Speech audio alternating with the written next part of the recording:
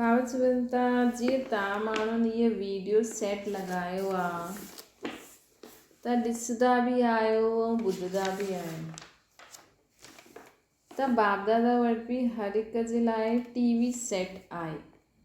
हर हिक जे लाइ सोचो, बाप दादा वटि हर हिक जे लाइ टीवी सेट आहे। जॾहिं चाहे तॾहिं स्विच ऑन करे ॾिसी सघंदा आहिनि, है न। त बाप दादा वटि हर हिक जे लाइ टीवी सेट आहे। जॾहिं चाहे बाबा स्विच ऑन करे सघंदा आहिनि। इहा आहे सेवा जी साधन ऐं उहा आहे बाप ऐं ॿारनि जे हाल चाल जो साधन। त जेको वीडियो कढंदा आहिनि उहो सेवा जो साधन थी वियो, ऐं जो बाबा वटि आहे उहो ॿारनि जे हाल चाल जो साधन आहे। वैसे त अंत में इहे सभु साधन समाप्त थी वेंदा। अंत में इहे सभु साधन समाप्त थी वेंदा। इहो वीडियो न कम में ईंदो, लेकिन विल पावर जो सेट कम में ईंदो। अंत में छा कम में ईंदो? विल पावर जो सेट कम में ईंदो। साइंस वारे ॿारनि जो एतिरो समय एनर्जी मनी ख़र्च करे साधन ठाता आहिनि, ॿारनि जी महिनत बाप जी सेवा में लॻे थी। जो बि साइंस वारनि एॾो कमु कयो आहे उहो बाप जी सेवा में लॻे थी। हिन करे बाप बि ॿारनि जी महिनत ॾिसी ख़ुशि थींदा आहिनि। बाप बि ॿारनि जी महिनत ॾिसी ख़ुशि थींदा आहिनि कि सेवा जा साधन सुठा ठाता आहिनि ॿारनि, न। सोचो, जॾहिं साइंस आई हूंदी तॾहिं त बाबा जी हेॾी ऑडियो क्लासिस आहिनि, बाबा जी हेॾी वीडियो क्लासिस आहिनि, है न। त साइंस वारनि ॿारनि जो एतिरी समय एनर्जी मनी ख़र्च कई आहे त बाप बि ॿारनि जी महिनत ॾिसी ख़ुशि थींदा आहिनि कि सेवा जी साधन सुठा ठाता आहिनि। पोइ बि त आहिनि त ॿार ई न, जंहिं साइंस इन्वेंट कई। बाप ॿारनि जी इन्वेंशन ॾिसी ख़ुशि थींदा आहिनि। जंहिं बि कार्य जे लाइ लॻल आहिनि उन कार्य में सफलता पाइनि था। जंहिं बि कार्य में लॻल आहिनि हुन कार्य में सफलता पाइनि था। बाबा इहे ॾिसी ख़ुशि थींदा आहिनि, चाहे अल्पकाल जी आहिनि लेकिन सफलता त आहे न। हिन करे बाप दादा वीडियो सेट खे न ॾिसंदा आहिनि, लेकिन हुन ॿारनि खे ॾिसंदा आहिनि जंहिं बि इहे ठाता हूंदा, न। बाबा खे कीअं नज़र ईंदो हूंदो, न, कि जंहिं बि वीडियो सेट ठाता आहिनि भले वो अज्ञानी आहिनि, लेकिन बाबा उन्हनि खे बि ॾिसंदा आहिनि कि कीअं उन्हनि ठातो आहे। हिन साधन द्वारा देश विदेश जे ॿार चारों ओर ॾिसंदा ऐं ॿुधंदा त बाप दादा बि चारों ओर जे सर्व ॿारनि खे जो इहे ई लग्न लॻाए करे वेठा आहिनि कि अॼु मधुबन में छा थींदो। हिन साधन द्वारा देश विदेश जे ॿार चारों ओर ॾिसंदा ॿुधंदा, न। ॾिसंदा ॿुधंदा त बाप दादा बि चारों ओर जे सर्व ॿारनि खे जो हिन लग्न लॻाए करे वेठा आहिनि कि मधुबन में छा थींदो। शरीर सां विदेश व देश में आहिनि, लेकिन आकारी रूप द्वारा मधुबन निवासी आहिनि। बाबा चईंदा आहिनि न हमेशह, जॾहिं बि अव्यक्त मुलाक़ात थींदी हुई त बाबा चईंदा आहिनि न कि तव्हांखे त इहे साकारी आत्मायूं नज़र थी अचनि, लेकिन बाबा त जो आकारी सभा खे बि ॾिसनि था, है न। त बाप दादा उन्हनि सभिनि आकारी यादि स्वरूप आत्माउनि खे विशेष यादि प्यार था ॾियनि। बाप दादा डबल बि ॾिसंदा आहिनि, सिंगल न। हिकु साकारी सभा ॾिसंदा आहिनि, ॿी आकारी सभा ॾिसंदा आहिनि। चंदू ऐं शीला अमेरिका सां आया आहिनि, मतिलबु कोई आत्माएं आयूं हूंदियूं, इहे सभिनि जी यादि खणी आया आहिनि, है न। सभिनि जी यादि पहुचे थी न। अच्छा, सभिनि जे पत्रनि जो हिकु ई उत्तर आहे, उहो बाप खे यादि कंदा आहिनि। बाप पदम गुण उन ॿारनि खे यादि कंदा आहिनि, है न। हाणे बाप दादा मिलंदा न 15 तारीख़ जो। ॾिसो, वैसे त रोज़ ई बाप दादा सां मिली सघंदा आहियूं, लेकिन उहो संगठन जो असर त थींदो आहे न। त बाप दादा जंहिं बि बाप दादा खे यादि ॾिनी आहे, उन्हनि खे बाबा छा उत्तर था ॾियनि? बाप पदम गुण उन ॿारनि खे यादि कंदा आहिनि। जीअं उहो ॾींहुं गिणनि था न, वैसे बाप हर ॿारनि जे गुणनि जी माला सदा सिमरन कंदा आहिनि। बाबा असांजे गुणनि जी माला सिमरन कंदा आहिनि। सभी ॿारनि जो हिकु ई मिलन जो संकल्प आहे, ऐं बाप दादा बि अहिड़े मिलन मल्हाइण वारे संकल्प रखण वारी आत्माउनि खे विशेष अमृत वेले जे मिलन मल्हाए रिस्पॉन्ड ॾींदा आहिनि, है न। त ॾिसो, अगरि तव्हां अमृत वेलो बि हीअं उथो न कि बाबा सां मिलन मल्हाइणो, है न। अमृत वेलो बि अगरि तव्हां हीअं उथो कि बाबा सां मिलन मल्हाइणो, त तव्हांखे रिस्पॉन्स ज़रूरु मिलंदो। अगरि तव्हां मुरली बि हीअं ॿुधो न कि हा, मुरली में अॼु बाबा छा ॻाल्हियूं ॿुधाईंदा, मुरली में बाबा यादि पिया ॾींदा, या हाणे मूंखे 7 बजे बाबा जो ख़तु पढ़णो आहे, है न। बाबा जी श्रेष्ठ मत बाबा छा था ॾियनि, उहो पढ़णी आहे।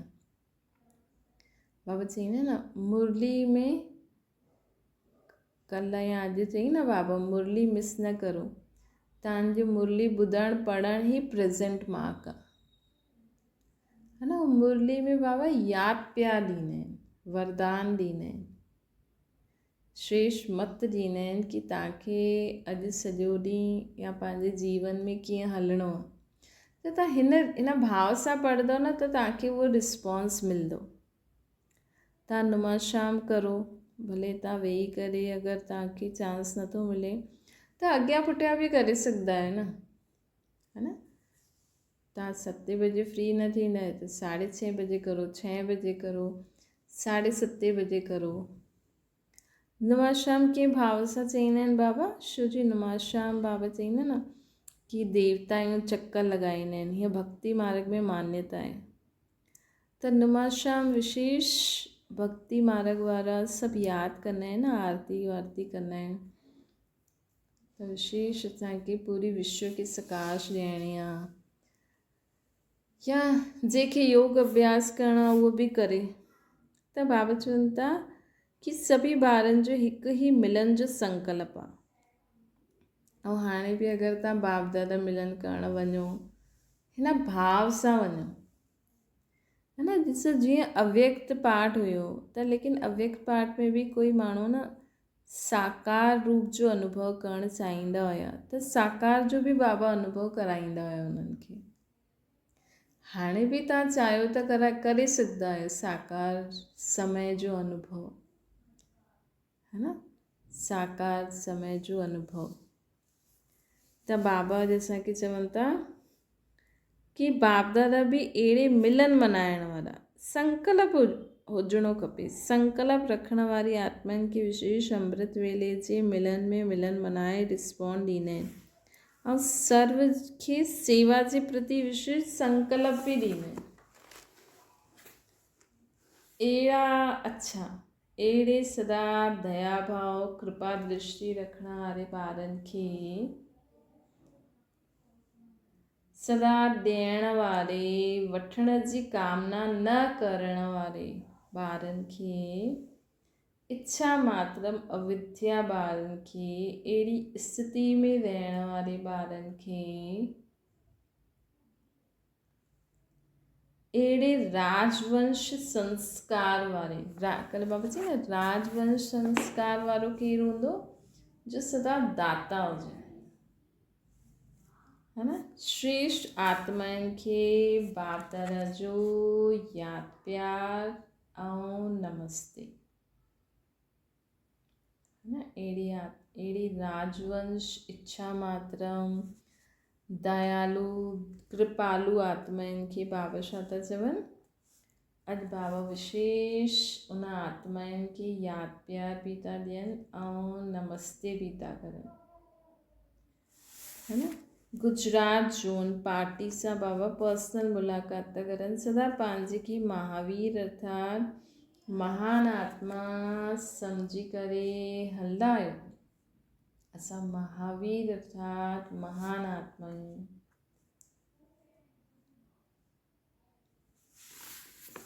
के कीअं ठहियो, छा कीअं ठातव, कंहिंजा ठहिया आहियो, छा ठहिया आहियो। सिर्फ़ु इहे बि सोचो त बि कॾहिं बि व्यर्थ भाव में न अची सघंदा आहियो, है न। कंहिंजा ठहिया आहियूं अॼु असां,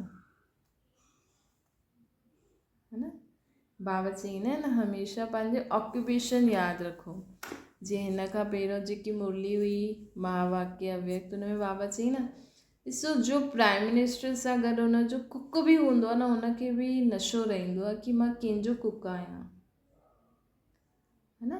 भले प्राइम मिनिस्टर जे घर में गेट कीपर ई छो न हुजे, है न।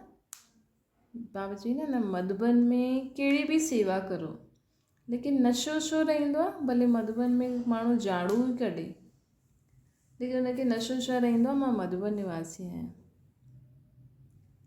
ईअं ई गृहस्थियुनि खे ॾिसी करे सेंटर वारा छा सोचंदा आहिनि, असां त सेंटर निवासी आहियूं। त तव्हांखे घर गृहस्थी में रही करे कहिड़ो नशो रहे कि मां कंहिंजी आहियां, है न। घर गृहस्थी में रही करे अगरि सोचो कि कोई बि तव्हांजे घर में ज्ञान में न हलंदो आहे त तव्हांखे नशो कीअं चढ़णो खपे कि मां कंहिंजी आहियां ऐं मां छा ठहिण वारी आहियां, है न। अगरि सोचो जेको कीचड़ में कमल जो फूल खिलंदो आहे, भई गार्डन में त सभु फूल हूंदा आहिनि, गुलाब सभु वैरायटी प्रकार जा फूल हूंदा आहिनि, लेकिन कमल जो फूल कीचड़ में खिलंदो आहे ऐं हुनजी त हिकदमि न्यारी केॾी सुठी बनावट हूंदी आहे, है न। ईअं त माण्हुनि खे फूल किथे बि मिली वञनि, लेकिन कमल जे फूल जे लाइ माण्हू ख़ासि कर कीचड़ जे पाणी में वञिणो पवंदो आहे माण्हुनि खे, है न। त तव्हां कमल जा फूल आहियो, है न। तव्हां कमल जा फूल आहियो। सेंटर मधुबन निवासी, उते त माण्हू श्री उते त गुलाब जो फूल सपना ठही सघंदा आहिनि, है न। गुलाब जो फूल सपना ठही सघंदा आहिनि, भले उहे सेंटर में बि रहंदा हुजनि, लेकिन अगरि उन्हनि जो यादि जो अभ्यास पको न हुजे, भले मधुबन में ई रहंदा हुजनि, लेकिन मधुबन में रहंदे हुए बि रोज़ु अगरि कोई माण्हू मुरली नथो पढ़े, धारणा नथो करे त छा फ़ाइदो, है न। त असांखे इहे न सोचणो आहे केरु पढ़ंदो आहे छा न पढ़ंदो आहे, लेकिन तव्हां जिते रहंदा आहियो न हुन हिसाब सां बाबा चवनि था कि सोचो कि तव्हां कंहिंजा आहियो, छा था ठहो। सिर्फ़ु इहे बि सोचो त बि व्यक्त भाव में न अची सघंदा आहियो। व्यक्त भाव खां मथे रहो अर्थात फ़रिश्ता ठही सिधा उड़ंदा रहो।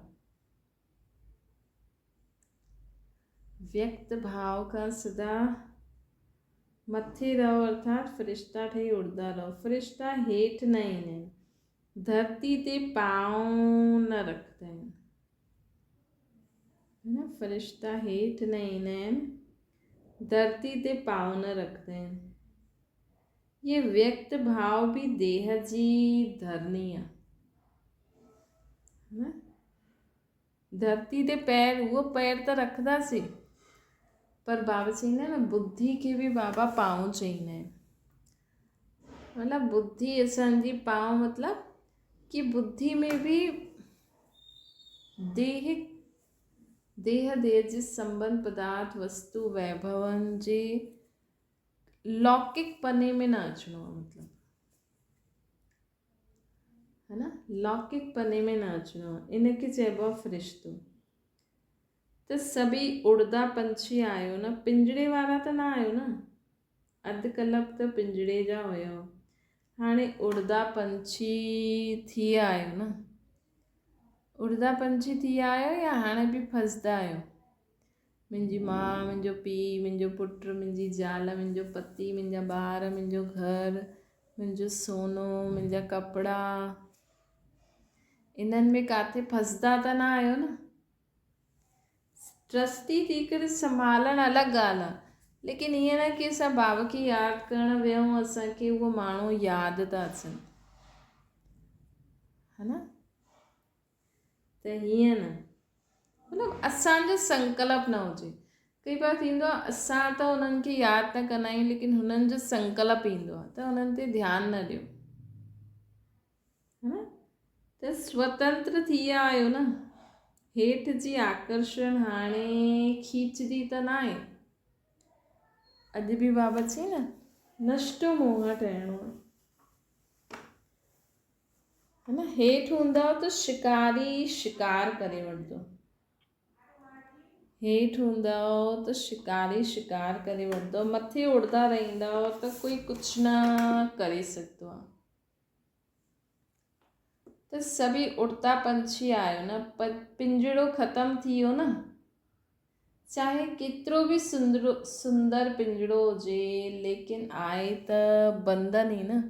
बाबा कॾहिं कॾहिं चईंदा आहिनि अलौकिक परिवार में बि उहो उन में बि फसी वेंदा आहिनि माण्हू, मुंहिंजी दीदी, मुंहिंजो सेंटर, मुंहिंजो जोन, मुंहिंजा विद्यार्थी, है न, फसदा त न आहियो न इन्हनि में। ये अलौकिक संबंध भी सोने जो पिंजड़ो आहे, इन में भी न फसणो आहे। जॾहिं बाबा ब्रह्मा बाबा में ई फसण लाइ मना कयो अथई, त तव्हांजी दीदी दादियुनि में किथे फसियल आहियो तव्हां, है न। हाणे बि ॾिसो मधुबन में त भले स्तंभ ठहियल आहिनि, जानकी दादी, गुलजार दादी, प्रकाशमणी दादी, रतनमणी दादी जो बि ठहनि था, लेकिन उते वञी छा कंदा आहियो तव्हां? दादी खे यादि कंदा आहियो, है न। उते बि यादि त तव्हांखे बाबा ई करिणो आहे न, है न। एॾा सारा स्तंभ ठहियल आहिनि न, मथे ब्रह्मा बाबा जो बि ठहियल आहे, लेकिन उते छा कंदा आहिनि, मतिलबु माण्हू उते वञी बाबा खे यादि कंदा आहियो या दादी खे यादि कंदा आहियो? त इहे बि असांखे ॾिसणो आहे, है न। त की असांखे बाबा ई यादि अचे, लेकिन बाबा भले चए अथई की हा उते वञी इहो यादि करे सघंदा आहियो की उन्हनि जी शिक्षायूं, है न, लेकिन उहो बाबा खे कीअं यादि कंदियूं हुयूं, है न। चाहे ब्रह्मा बाबा जो बि मथे ठहियल आहे त शिक्षायूं आहिनि न, त ब्रह्मा बाबा बि उन पॉइंट्स खे धारण करे पंहिंजी संपूर्ण स्थिति प्राप्त कई। बाबा जा लास्ट शब्द निराकारी, निर्विकारी, निरंकारी, इहा हर हिक जे स्तंभ में जो बि ॻाल्हियूं लिखियलु आहिनि, त मतिलबु कि हुननि इन्हनि ॻाल्हियुनि खे पंहिंजे जीवन में धारण करे उहा स्थिति प्राप्त कई, है न। त असांखे भले ई उते वियो, लेकिन असांखे बि बाबा खे यादि करिणो आहे ऐं उन्हनि पॉइंट्स जो मनन चिंतन करे जीवन में धारण करे हलणो आहे,